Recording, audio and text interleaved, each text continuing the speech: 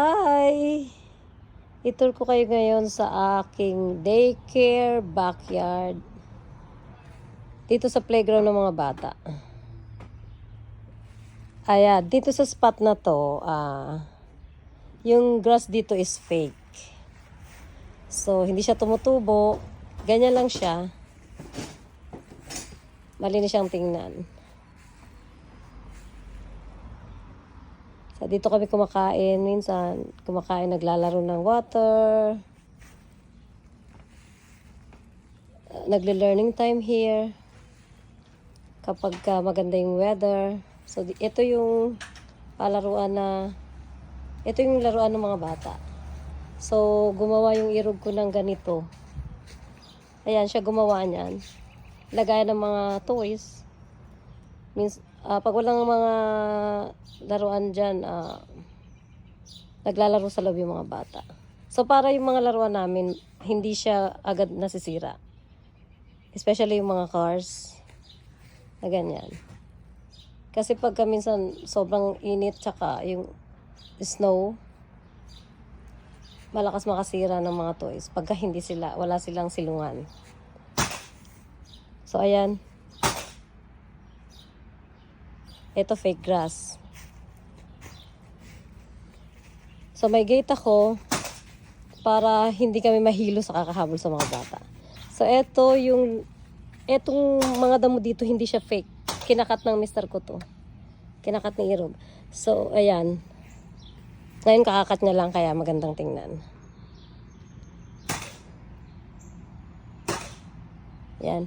Ito, paborito ng mga bata itong laruan. Lalo na ng mga lalaki. Actually, kahit nga nung maliliit, gustong-gusto nila itong laruan. So, binabaan lang niya yung mga swing. Sakto lang sa sa height. Para hindi na mahirapan yung mga batang, umupo. Tapos mag-practice ng swing nila. Actually, si Irog lang gumawa nito. Nung aming swing set. Ayan. Siya lang. Ang galing gumawa niyan eh.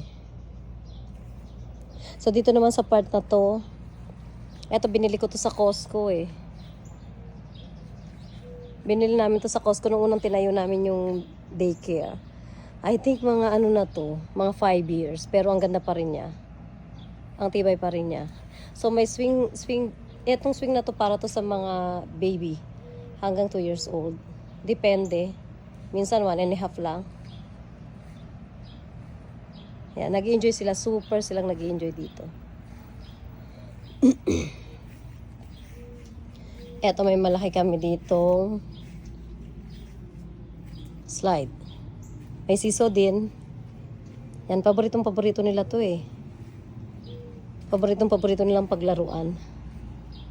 So, itong itong big slide na to, yung bahay niya, dating hindi yan color red at saka blue.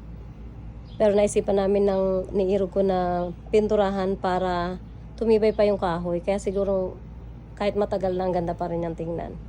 5 years na siya pero ang ganda pa rin niya. Ayan. See? Parang bago pa rin pag titingnan mo. So, super nag-enjoy yung mga bata rito. Ang dami-dami nilang paglalaruan. At saka ang laki ng kanilang tinatakbuhan. Kaya nga nagkaroon ako ng gate para pagka gusto ko lang silang doon maglaro, hindi kami mahihirapang habulin. So may gate pa akong isa dito palabas.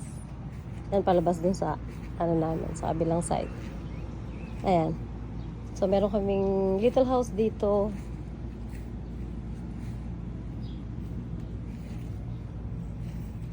Tapos ito pa. Ito yung kabila ng slide. Ayan. Super talaga nag-enjoy sila rito.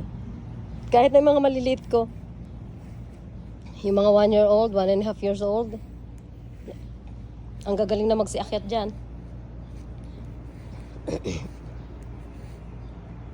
Tinuturuan namin silang umakyat dyan eh, para hindi maglaglag. Para alam nila. Excuse me. Ayan.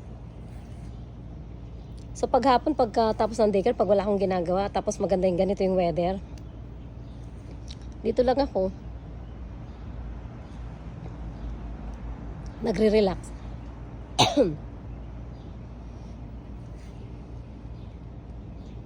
Alas 7:30 na rito pero tirik na tirik pa rin yung araw. Summer na kasi dito sa US.